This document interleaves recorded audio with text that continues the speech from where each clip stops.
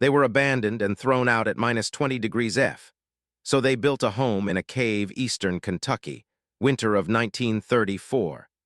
When Jacob and Martha Collins were forced out of the company house with two small children and nowhere to go, the temperature didn't pause to give them time. It dropped to minus 20 overnight. Snow sealed the roads. Coal trucks stopped running, and the nearest town was 12 miles away through frozen hollows and bare ridges. Neighbors said they wouldn't last the week. With no money, no shelter, and no way back, the Collins family did something no one expected. They climbed into the limestone hills above the valley and disappeared into a cave most locals avoided. No chimney, no insulation, no proper door. Just stone, darkness, and a draft that never seemed to stop. People said they'd freeze inside that rock. Others said cave air would suffocate them. A few said it would be kinder to move on than to die slow underground. But when the coldest stretch of winter settled in and families in houses struggled to stay warm, something strange happened. The Collins family didn't come back out. If you want real survival stories, solutions built when there was no backup plan, subscribe now and tell us where you're watching from. Eastern Kentucky, January 1934. The hills above Harlan County had a way of closing in during winter. Bare trees rattled in the wind, creek beds froze solid, and narrow dirt roads turned to stone-hard ruts that cut off whole hollows for weeks at a time. When cold settled into those mountains, it didn't drift in politely. It dropped straight down and stayed. That was the week Jacob Collins lost his job at the coal camp. There was no long conversation, no warning. The mine had shut down 2 shifts earlier than planned, and the company houses went with it. Jacob was handed his final pay, less than a week's wages, and told to clear out by nightfall. The temperature that afternoon never climbed above 0. By sunset, it was already falling fast. The house didn't belong to him. None of them ever did. It belonged to the company, same as the tools, the mule teams, even the store where men bought food on credit that kept them owing more than they earned. When the work stopped, the roof went with it. Jacob and Martha Collins packed what they could carry: 2 quilts, a small iron skillet, a sack of cornmeal. Their children, Ellen, 6, and Thomas, 4, were bundled into coats already worn thin. By the time they stepped off the porch for the last time, snow had started to fall, light but steady. Neighbors watched from doorways. Some shook their heads, some turned away. A few muttered that it wasn't right to throw a family out in weather like that. But no one offered a place to stay. Everyone was counting their own supplies. Everyone was afraid the same thing might happen to them next. The Collins family started walking uphill. The road toward town was 12 miles of frozen ground and switchbacks.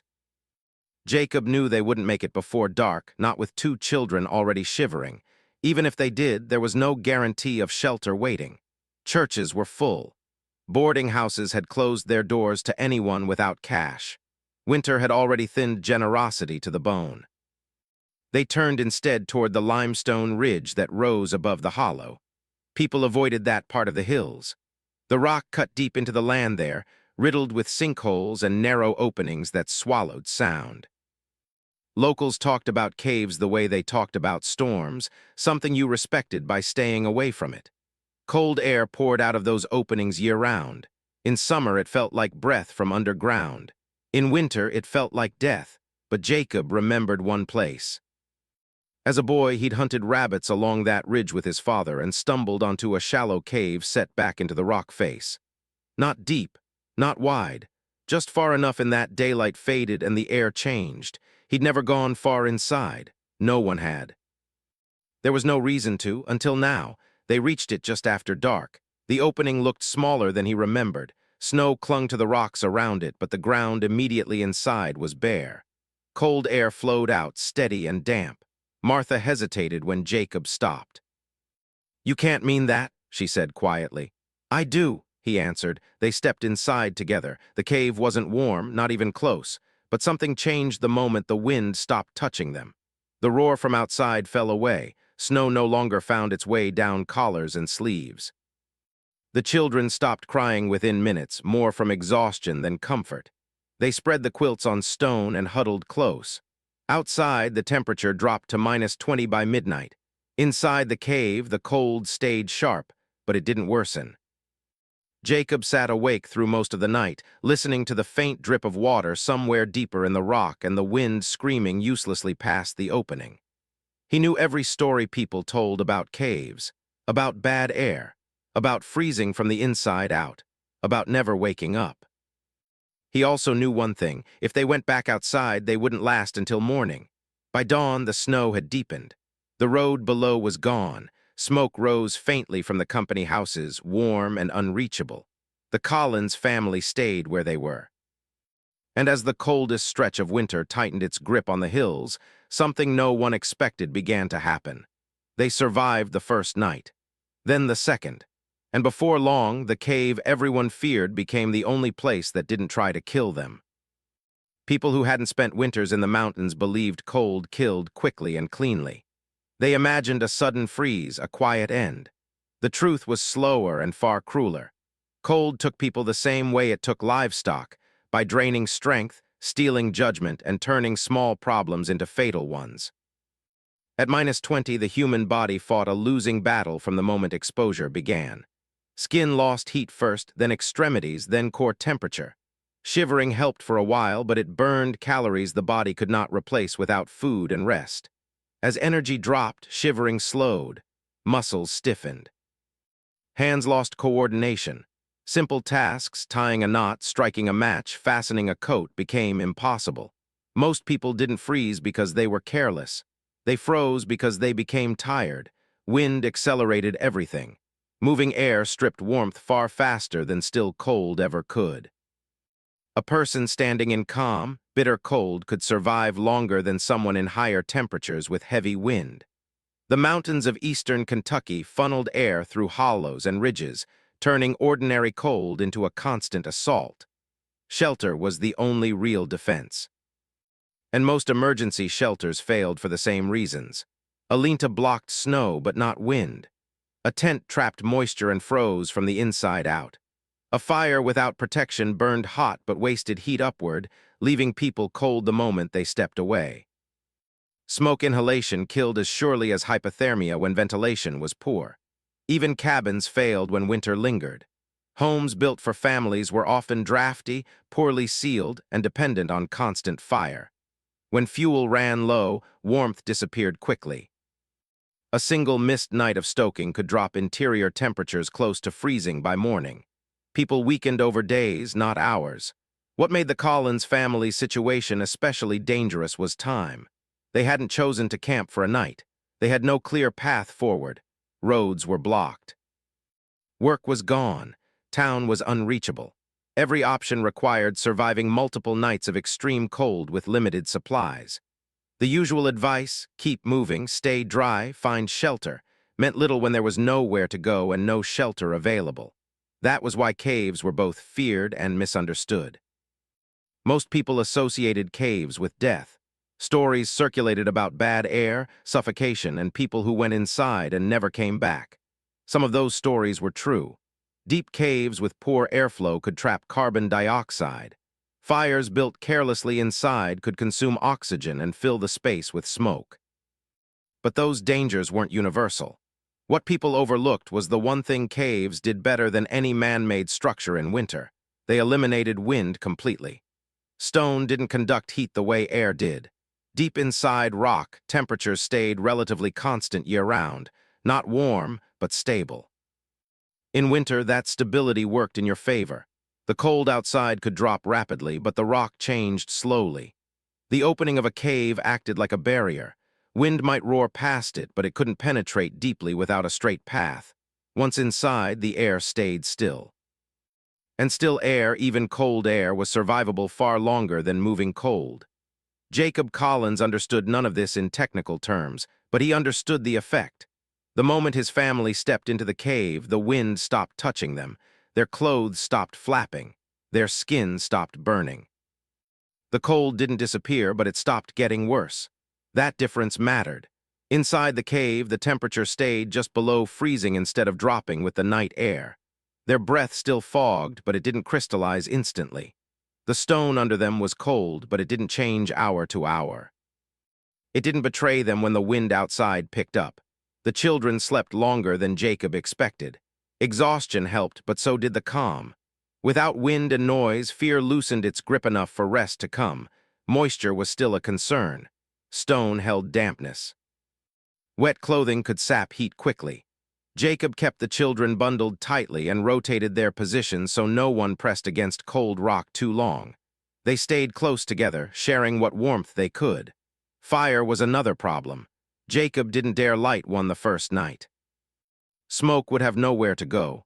Without knowing how air moved inside the cave, a fire could suffocate them faster than the cold. Instead, he waited, watched how breath drifted, how the faint airflow behaved near the opening. By the second day, he began to understand the space. Cold air pooled low near the entrance. Warmer air lingered higher up and deeper inside. The cave wasn't deep, but it bent slightly enough to prevent straight drafts. Smoke, if managed carefully, might be possible later. The danger hadn't vanished. It had changed. Outside, winter attacked openly. Inside the cave, it became a slow negotiation. Survival depended on observation, restraint, and avoiding mistakes that couldn't be undone. For Jacob and Martha, the choice wasn't between comfort and hardship. It was between a cold that could be managed and a cold that would kill them outright. Neighbors who had laughed at the idea of hiding in a cave didn't understand that difference. They imagined darkness, fear, and suffocation. They didn't imagine stillness, but stillness was exactly what the Collins family needed. As the days passed and the temperature outside remained locked below zero, one truth became unavoidable. The cave wasn't a solution. It was time. And time in winter was the most valuable thing anyone could buy. By the third morning, Jacob Collins understood something that hadn't occurred to him that first night. The cave wasn't trying to kill them. It was indifferent, and indifference in winter could be shaped into safety. The space they had taken refuge in wasn't deep by cave standards. From the entrance, it sloped gently inward for about 30 feet before narrowing and bending slightly to the left. That bend mattered. It broke the straight line between the opening and the interior, which meant wind could rush past outside without charging directly inside. Cold air settled near the mouth. Deeper in, the temperature held steady. Jacob decided that was where they would stay. The first task was separation between living space and outside air. He stacked loose stone and fallen timber near the entrance, not to seal it completely, but to create a low barrier that forced air to slow and change direction. He left a narrow gap at the top where breath and moisture could escape naturally. It wasn't airtight. It didn't need to be. It needed to be calm. Next came the ground. Stone pulled heat relentlessly from anything resting directly on it. Jacob gathered armloads of dry leaves trapped under overhangs, pine needles swept into pockets by the wind, and bark peeled from dead trees. Over that, they laid their quilts and spare clothing. The bedding became thicker each day, layered carefully so moisture stayed away from skin. Martha took charge of keeping the children dry. She learned quickly that dampness was more dangerous than cold. Socks were rotated and dried by body heat. Coats were shaken free of frost before being brought inside. Nothing wet touched the bedding. They slept close, not for comfort, but for efficiency. Light was the next problem. Darkness pressed in fast once the sun dropped behind the ridge.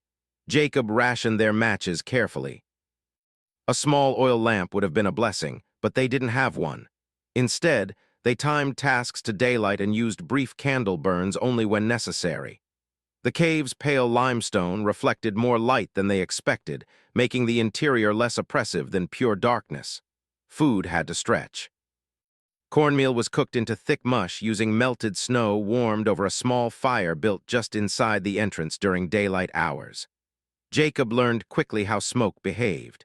When the fire stayed low and small, smoke hugged the ceiling and drifted outward without pooling. When it grew too large, the air shifted dangerously. They never let it grow large. Fire wasn't for warmth, it was for water and food. The cave itself did the rest. Over time, Jacob noticed patterns. The temperature inside the cave barely changed from day to night. While outside swung wildly, bitter nights, slightly less brutal days, the interior hovered just below freezing, cold enough to be uncomfortable but stable enough that the body could adapt. The children stopped shivering constantly by the fourth day. Their breathing slowed.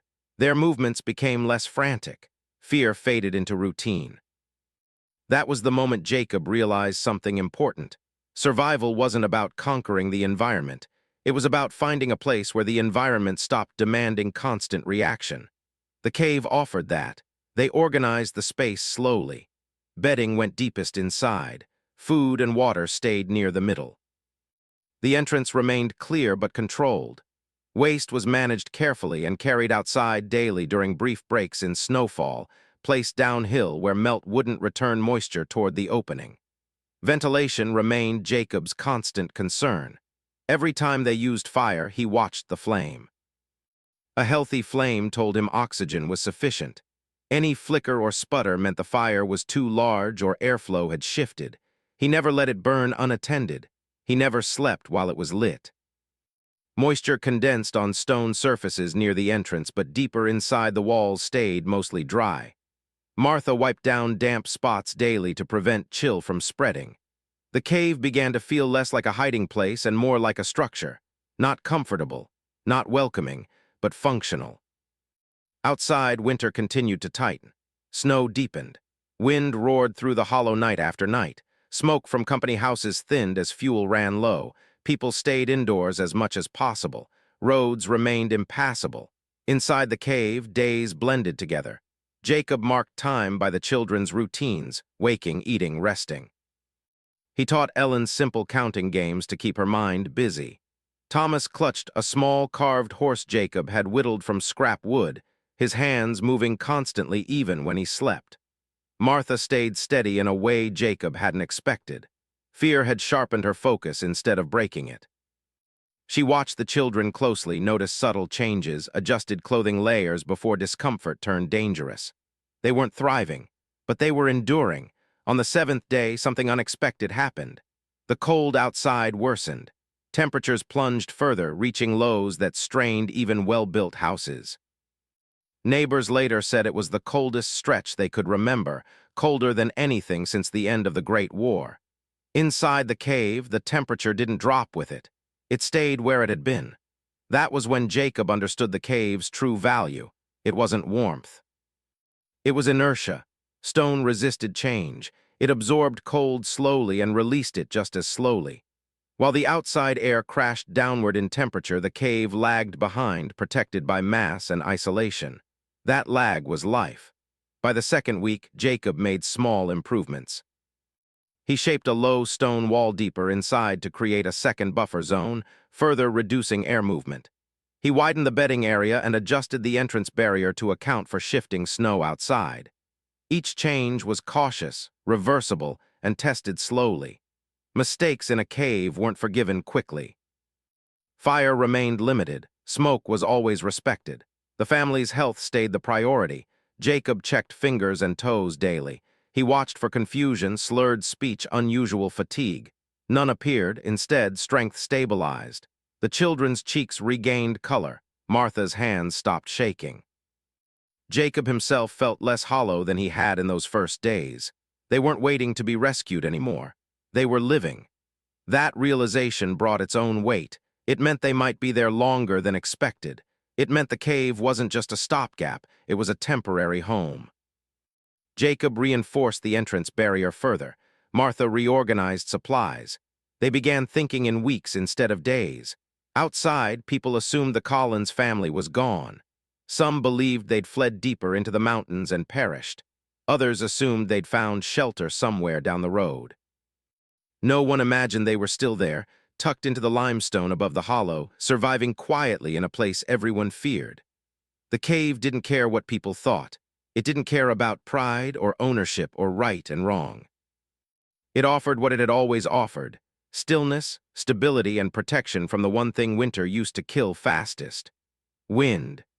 As the coldest part of the season settled in and storms lined up one after another, the Collins family faced the longest test yet. Not just of survival, but of whether a place meant to be avoided could become, through patience and understanding, the only shelter that truly worked. And that test was far from over. The cold tightened its grip without ceremony. By the middle of January, eastern Kentucky was locked in a stretch of weather people would talk about for decades. Daytime temperatures barely crawled above zero. Nights sank to -20 and stayed there. Snow didn't fall heavily all at once. It came in waves, light but persistent, sealing paths, filling hollows, and erasing any sense of movement beyond the nearest trees. For families still in houses, winter became a contest of endurance. Coal stoves burned day and night. Wood piles shrank faster than planned. Chimneys iced over and had to be cleared in dangerous conditions. Water froze in lines and buckets despite constant attention. Children slept fully clothed, piled together for warmth. People learned to ration heat the way they rationed food. A few families didn't manage it. 2 miles down the hollow from the Collins old company house, a widower named Frank Delaney was found after neighbors noticed no smoke from his chimney for 2 days. His stove had gone out during the night. Dee tried to relight it and failed. By the time anyone reached him, the house was silent and frozen solid. Stories like that traveled fast. What didn't travel was any news of Jacob and Martha Collins. Most people assumed the family had moved on or died quietly somewhere beyond the ridge. No one went looking. The weather made searching impossible, and in those times, absence was often treated as confirmation. Inside the cave, time moved differently. The cold outside grew sharper, but the interior temperature barely shifted. The stone walls felt the same to the touch day after day, cold but not punishing. The air stayed still. Breath no longer crystallized instantly. Hands could be warmed slowly against the body instead of being shocked numb. Jacob checked the entrance every morning. Snow piled thickly outside, sometimes reaching halfway up the opening. He cleared it carefully, not to expose the cave, but to prevent meltwater from running inside if a thaw came. The barrier of stone and timber held. Wind roared past the mouth but couldn't find its way through the bend and buffer he'd built. The children adapted more fully than either parent expected. Ellen stopped asking when they were leaving. She began marking days by scratches on a flat stone near the bedding area, careful to keep count. Thomas developed a habit of arranging small rocks into patterns, then dismantling them and starting again. The routine calmed him. It gave him control in a world that offered very little. Martha focused on maintaining order. She brushed snow and grit from clothing daily, shook quilts free of frost, and rotated layers so nothing stayed damp. She watched the children's fingers and toes constantly, rubbing warmth back into them when circulation slowed. She made sure they drank melted snow even when they didn't feel thirsty, knowing dehydration came quietly in the cold. Food was stretched thin, but it lasted. Cornmeal mush was thickened with whatever they could find, bits of dried roots, occasional scraps Jacob managed to bring back during short forays outside when storms eased. Fire remained strictly controlled. The flame was small, low, and brief. Smoke behavior was watched like a living thing. If it lingered, the fire went out immediately. Jacob slept lightly. Every sound meant something underground. A distant crack could be shifting ice. A change in airflow could mean a drift had altered the entrance. He learned the cave's language the way people learn the moods of rivers or forests, through attention and respect. The worst stretch came during the 3rd week. A high-pressure system settled over the region, trapping cold air in the valleys and hollows. The wind finally eased, but the temperature dropped even further. Without wind to mix air, the cold pooled and deepened. Thermometers in town read -22 at dawn. Some dipped lower in shaded areas. Above ground, houses struggled even more. Without wind, smoke hung low and thick. Chimneys drew poorly. Fires burned inefficiently. People rationed fuel harder than ever. Sleep came in short, anxious bursts. Inside the cave, the change was barely noticeable. The temperature fell slightly, just enough that Jacob could tell by the way the stone felt against his palm. But it didn't plunge. It lagged behind the outside cold the way it always had. That lag saved them. The children slept through the coldest nights without waking. Martha noticed their breathing stayed even. Their skin stayed pink instead of pale blue. They weren't warm, but they weren't fighting for warmth anymore. On the 22nd day, something unexpected happened. 2 men appeared at the mouth of the hollow. They were neighbors, Eli Turner and Noah Brooks, out checking trap lines after the storms eased enough to move. They hadn't been looking for the Collins family. They stumbled onto the cave by accident, following tracks Jacob had made while hauling in firewood. They called out cautiously, expecting no answer. Jacob answered. The men froze when they realized the voice came from inside the rock. They stepped closer, peered in, and stared. They expected bodies. What they saw instead was movement, light, a family sitting upright, alert, alive. Martha offered them a place to sit just inside the entrance where the air was still but not stifling. The men removed their hats slowly, hands shaking more from shock than cold. "How long you been here?" Eli asked. Jacob answered honestly. The men exchanged looks that needed no words. Inside the cave, Eli noticed things instinctively: the lack of draft, the absence of frost on the inner walls, the way the children's cheeks held color. He'd been in houses colder than this for weeks. "You ain't froze?" Noah asked quietly. Jacob shook his head. The men stayed only a short while. They had families waiting. But when they left, they did so with a different expression than when they'd arrived. Word spread, not wildly, not dramatically, but enough. People didn't say the Collins family was comfortable. They said they were alive. They said the cave didn't freeze. They said stone did something wood couldn't. A few men came by later, cautious and respectful. They didn't crowd the space. They asked questions. How did smoke behave? How did moisture drain? How did the cold feel at night? Jacob answered carefully.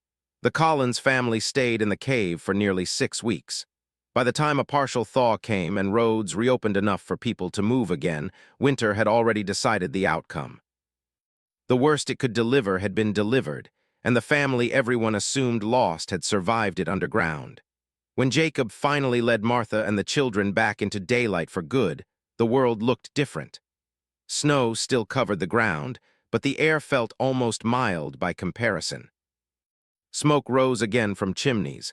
People moved cautiously but with relief. Neighbors stared openly. No one laughed. The cave behind them remained quiet and unchanged, its stone walls holding the same steady temperature they always had. It had asked nothing of the family except patience and care. Winter had taken many things that year: jobs, homes, lives. But it had failed to take the Collins family.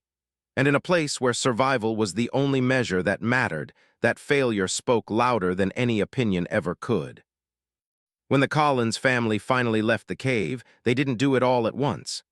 Jacob went out first, testing the world above like someone stepping onto thin ice.